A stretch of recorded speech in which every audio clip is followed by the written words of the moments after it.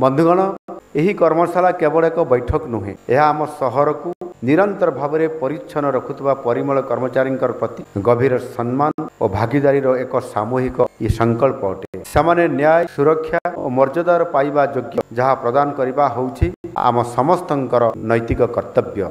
महात्मा गांधी कहिथिले परिमल स्वाधीनता ठारू अधिक मूल्यवान। दुर्भाग्यर विषय आम देशर स्वाधीनतार 67 वर्ष पर कौन सी सरकार एप्रति आद्य ध्यान दे नथिले। फलस्वरूप देशर परिमल व्यवस्था गत 67 वर्ष धरिकी विपर्जय अवस्था थिला। आ एथिपई आम माँ भौणी मानकर सम्मान मध्य हानि हेउथला। किंतु अगस्त 15 2014 मसीह आम देशर यशस्वी प्रधानमंत्री श्री नरेंद्र मोदी जी स्वच्छ भारत आंदोलन आरंभ करी घरे घरे शौचालय निर्माण करने आह्वान देते दिल्ली लाल किला।